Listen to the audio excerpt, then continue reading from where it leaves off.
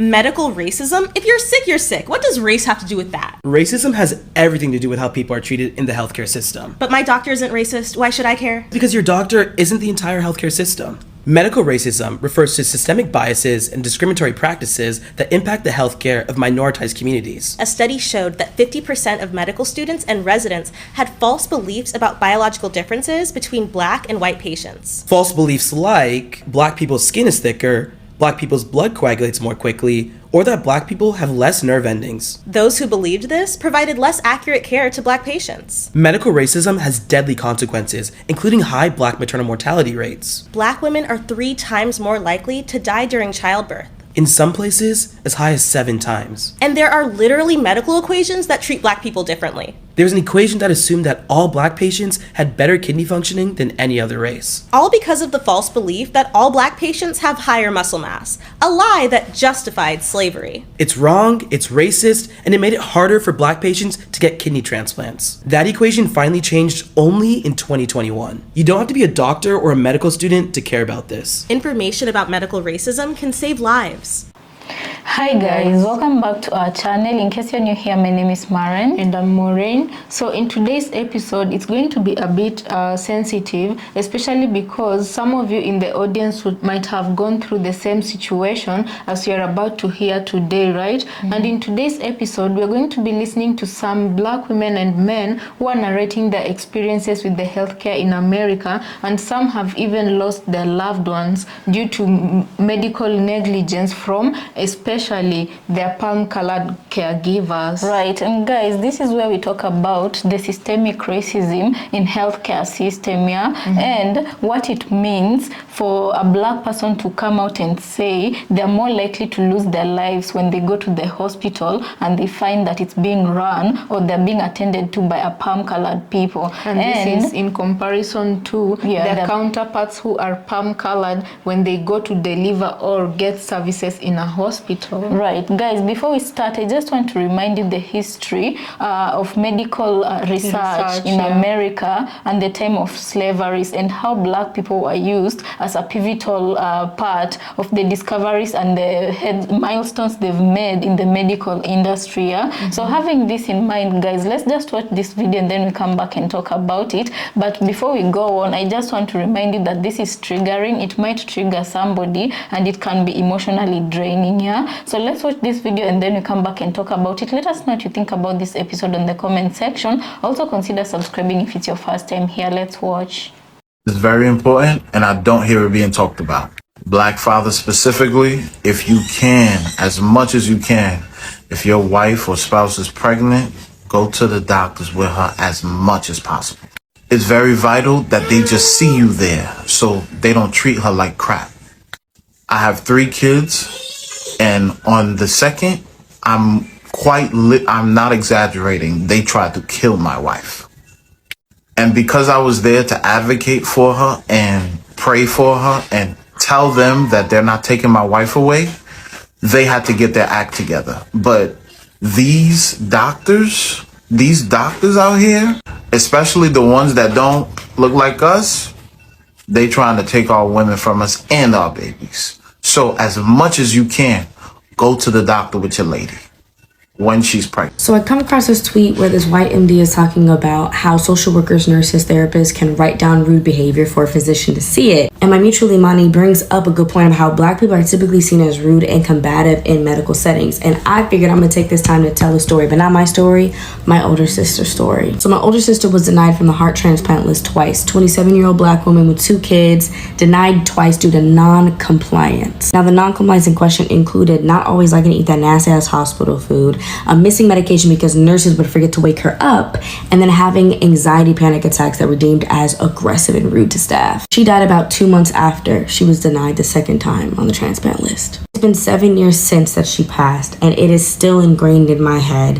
how our healthcare system can so easily masculinize and villainize Black women who need care. So let's just start all the way in the beginning. My sister had postpartum cardiomyopathy, which is a heart condition after her first pregnancy, which took a little minute to diagnose diagnosed because the doctors dismissed it as asthma for a year, and by the time that they diagnosed her, she was already in full-blown heart failure. So for 5 years off and on managing heart failure from around the ages of 22 to 27, 28, in and out of hospitals, having 2 kids, trying to go to school, you can only imagine what that could do to mental health, right? So yes, every now and then she would freak out. She'd freak out in the hospital. She'd want to go home. She'd want to pull things out. She'd want to go home to her kids and just get the fuck out of there. Now, I would think a whole bunch of healthcare professionals in a healthcare professional setting would be able to see a Black woman with a terminal illness having an anxiety attack.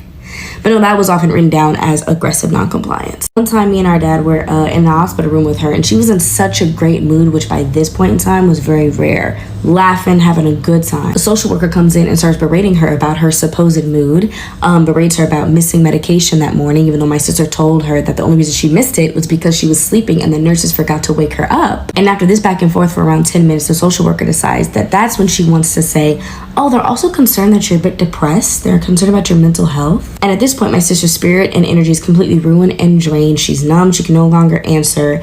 And that's when my dad steps in and says, you calculated that. You came in here when we were having such a great, wonderful mood, started bringing up all these negative things, not listening to what she was saying, beat her down, and then wanted to have a discussion about her mental health and talk about how she's seemingly depressed. That social worker left, me and my sister started bawling in infuriation and in tears, and she's telling us, this is how it feels to be here all the time. This is how I feel I'm being treated. Throughout the 5 years for management, my sister would often use marijuana to help with her pain management and her appetite, which her doctor confirmed and knew she was doing. Want to know one of the other reasons she was denied from the heart transplant list twice? Small traces of marijuana in her system. And again, after the second time she got denied, she died around 2 months later because her body was already failing. She had already had multiple near-death experiences, passing out where her heart stopped. She had to get a defibrillator because it was happening so often. It was affecting her schoolwork, where she had to stop going to school. She couldn't be home to take care of her kids and be with her husband. Not only was she fighting a terminal illness, she was also fighting a system that was hell-bent on villainizing her at every step of the way. And if I'm being quite the fuck honest, rudeness from people who are dealing with terminal illnesses, how are we really quantifying that? Because if Black people who work in the healthcare system can deal with old fucking racist white people saying slurs to them and they still gotta give them care, I'm kind of not inclined to understand how rudeness can be equated or conflated with abuse. And that could go to a whole other video, maybe from someone who has a little more expertise in this exact field than I do. But I say all to say because my sister can't tell her story. She's no longer here to do so. And I typically don't go into the specific nitty-gritty details because every time I do and I think about these memories that I have about how there was clearly some fucking medical negligence, I get enraged. But rage is a good thing. Rage is amazing. It feels change. It shows you what the fuck is going on and why things are a problem. If we're gonna have a conversation about appropriate, respectful behavior in the healthcare field and the healthcare system, let's make sure that you're keeping that same energy for the Black woman that you're treating. Because there's an actual person whose life and future depends on it. Rest in peace, sis. They can't fucking do this every time. So I saw this doctor's TikTok last night and it broke my heart. It broke my heart from my own personal labor and delivery or pregnancy experience and just what I've seen 12 years being a nurse before becoming a nurse practitioner. So yes, I'm a family nurse practitioner, but I still work at least once a week as a registered nurse. I do critical care transport, which is basically hospital to hospital transport for really sick patients that they need a nurse, paramedic, and an EMT to transport the patient from hospital to hospital. Similar to flight nursing, but this is on the ground. So I had a patient. She's pregnant, 3rd trimester pregnant, and which to me, yes, gestation age matters, but I know if the woman is pregnant, I need to be in the ambulance with her. Cool. I'll get the details. If I can have time to get the details prior to arrival, I'll get the details. Get there, the nurse is like, I don't know why she's being transferred. She came in for, say, cold symptoms, and we were about to discharge her, and now she's saying she wants the baby checked. So she has to go to a different hospital. They don't have OB. Cool. Hey, how you doing? I'm Orlette. I'm the nurse transporting you. How you feeling? What's going on? First thing she says, I'm not feeling the baby move as much. Not at one point in report did the nurse tell me that the patient is having decreased fetal movement. That's very important. Mind you, this lady, this is not her first rodeo. This is not her first pregnancy. She knows what the Sorry. She knows what it feels like. So I'm just like, okay, well, that's important. And so I was just like, you know, we'll take care of you. We'll get to the hospital as quickly as possible. Blase, blase. Mind you, as always, I'm the only one. The nurse was white that was giving me a report. My patient is not white. She's black. A black woman, young black woman. And then my crew, white. So, of course, it's eating me up inside. I gotta say something. We get in the back of that truck. First thing I said, I was like, whenever a woman tells you what she's feeling, believe her. Especially when it's a black woman. I said, at what point did you think that this woman was being transferred for decreased fetal movement? I said, this is not a joke. Y'all need to take it seriously and ask her how she's feeling, and not based off of what someone else tells you.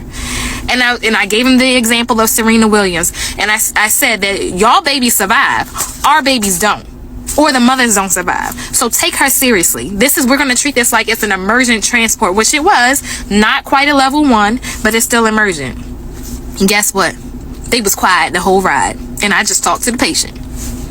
There really are white doctors and dentists out there who think that black people have a higher pain tolerance. You see me? You see my mouth? I had a tooth extracted today. And when the dentist was pulling it, she broke the tooth. And so then they had to drill into my gums to remove the tooth one root at a time. After the procedure was done, they refused to give me any pain pills. They told me to just take Tylenol. Throughout the procedure, I kept telling her that I was in pain, and she insisted that I was just feeling pressure and that I was working myself up because she knows I have anxiety. But I was in actual pain the entire time, and she was refusing to hear me. I ended up getting prescription pain pills a little later when I got another dentist in the oral surgery department on the phone, and they were like, I don't understand why they didn't give you any medication. It's because the white dentist that I had decided that me, this black woman, did not need any pain pills. All of this to say, y'all need to be really careful picking your dentists and doctors in this world if you are a black person. This is what happens when a black woman tries to share a personal medical experience. Tonight. We're going to go with the black people. Segregated now? Yeah, white because we've been segregated. Oh my God. Well, I'm both. I'm white. I'm white and black.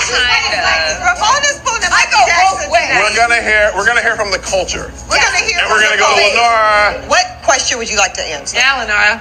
When did I feel that my life was most meaningful? Last year at this time, I gave birth to a 29-weeker, and I was in the NICU for 50. Wait, excuse me, time out. You gave birth early? Because normal is what, 40 weeks? It's 40 weeks. And so me and my son almost died. Oh my God, are you serious? I had some poor medical service, as most black women experience. Do you think that the treatment that you got was because you were black? I know the treatment that I got was because I was black. Why? I have fibroids. And I had a fibroid that was degenerating. They just didn't believe that I was actually in as much pain as I was communicating. And so instead, they thought that I was addicted to drugs. What? And then treated me as I was asking for pain medicine for 5 days, that I was trying to hurt myself and my baby. And so because I was in pain for so long, it induced my labor. So how would a white woman be treated differently than you? It's a good question. Yeah, no, that's a good question. Medically, how would they have been treated? May I ask?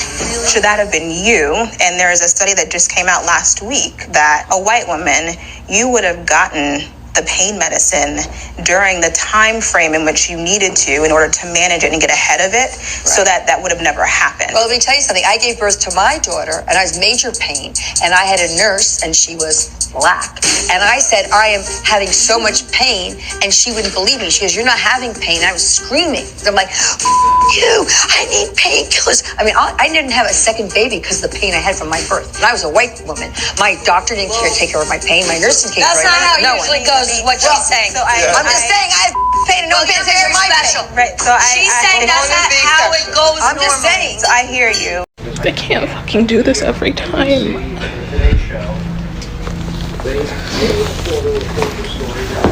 Story that ends San Francisco does a story, and I guess they're not retracting that one. All the women that are getting sick happen to be black. So guys, welcome back. And I do feel like these types of palm-colored doctors, because we know it's not all of them who are like that, but this type of palm-colored white doctors who believe that black people do not feel pain, I feel like they have a very backward way of thinking, because in this day and age, you should know that any human being, all human beings have nerve endings, and any human being, all human beings experience pain, you know. Right. And I do feel like to some degree they are still influenced by the way their ancestors thought of humanity. Especially guys, I know most of you do know who James Marion Sims was. He was a doctor who was credited for pioneering gynecology, and his legacy is known for experimenting on black women without their consent, and he used quite gruesome methods to do those experiments, you know. And he believed that black people could not feel as much pain as white women did, you know.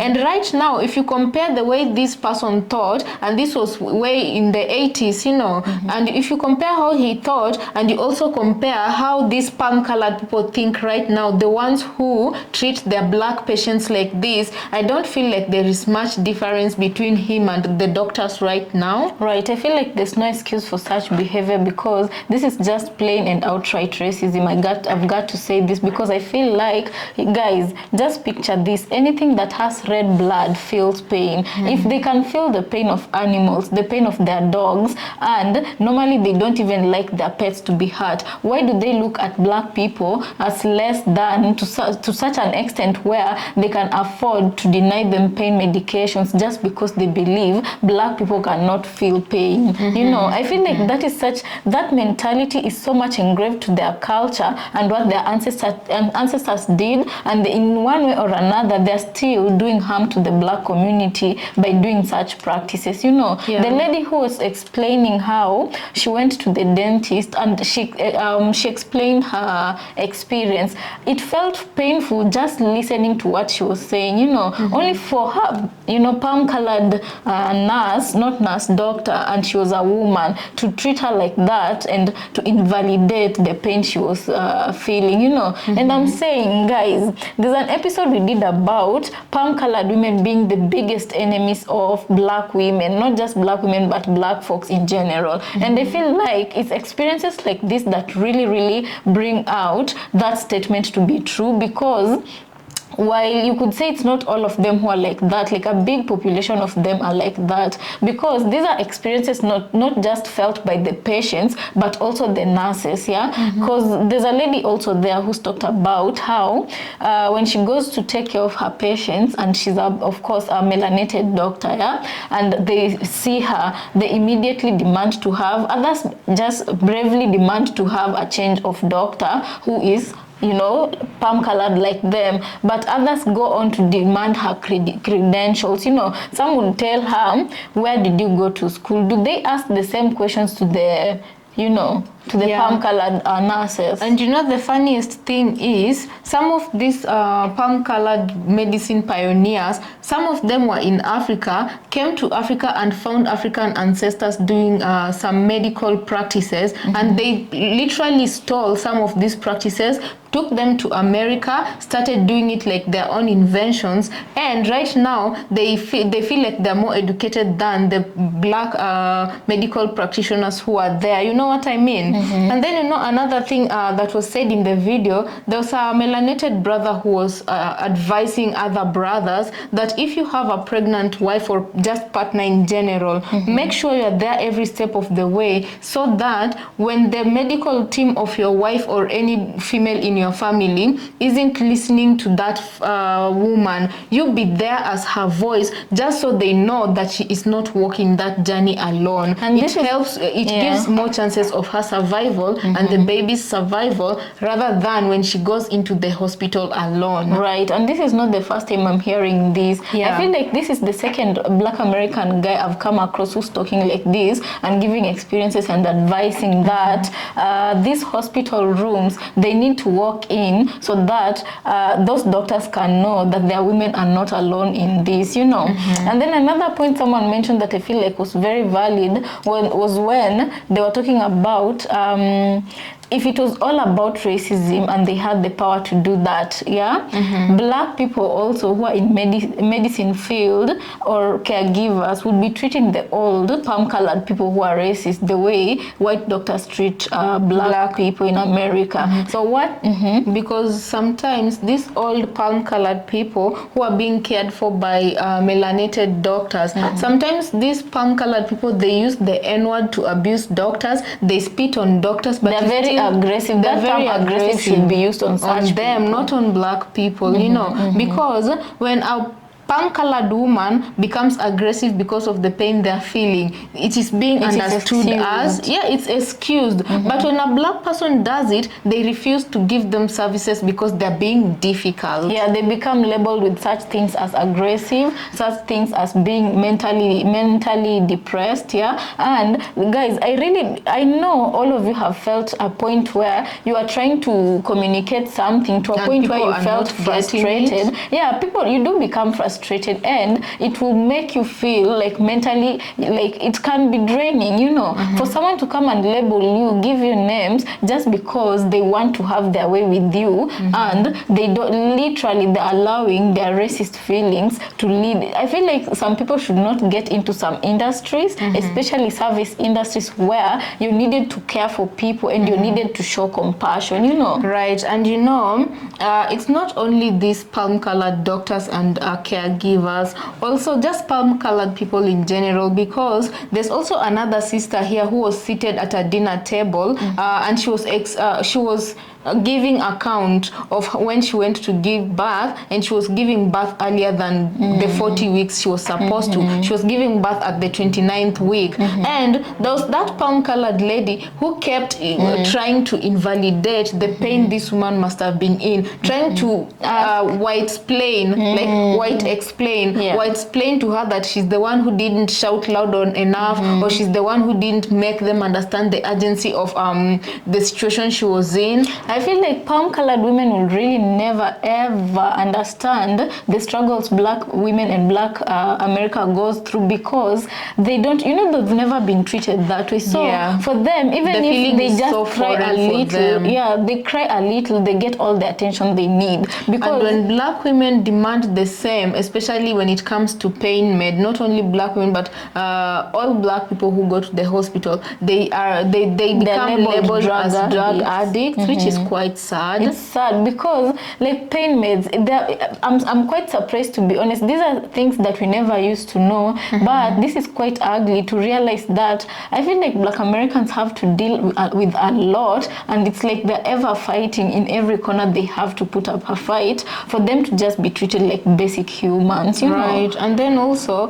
there was also another sister here who was narrating how her sister had a heart condition, and she was saying that her sister for me too, that was the saddest story, I think, amongst all this, because she was saying her sister at one point was reprimanded for missing to take her medicine, yet they didn't want to listen to the fact that her sister kept insisting. She overslept, but her nurses didn't wake her up, and they started labeling her as difficult. I don't feel like her nurses forgot to wake her up. I feel like they deliberately ignored and overlooked her. And they had all the intentions to label her like that and do that report. And eventually she ended up passing away. I pray and hope to God that none of these family members donated any of her organs to that hospital, because I also know for a fact there are some few hospitals that operate unethically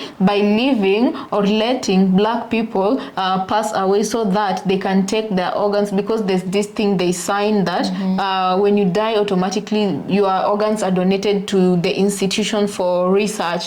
So some of these organizations, they purposefully render bad services to the black community for their organs. You get what I'm saying? And guys, can you imagine how bad it has to be for you to go for a whole year being misdiagnosed for a heart condition, yet you have a heart condition, by but they misdiagnose you because they are they're dismissing your claims and they don't want to check black you. people cannot feel pain, so they misdiagnose white people. Yeah, so they misdiagnose you as having asthma. You know, those are two different things, and this is the same thing that you end up losing your life. I feel like you could have sued that hospital, but I feel like some battles are like, imagine losing a family member. Sometimes you don't even have that strength to keep on fighting. You just want peace, right? And you know, I feel like this misconception of black people being stronger than white people, it came from slavery, because black people had to endure a lot, because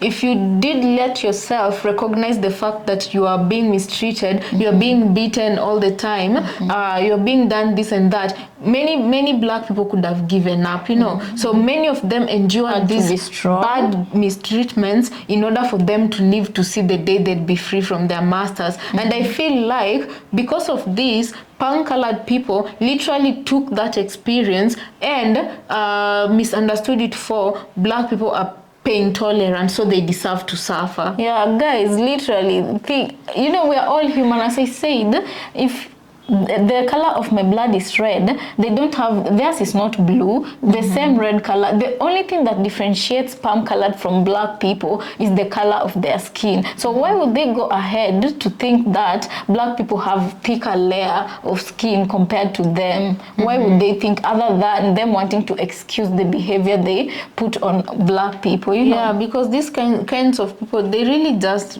make me wonder a lot. If them themselves, you know, they treat their pets better than they treat black people.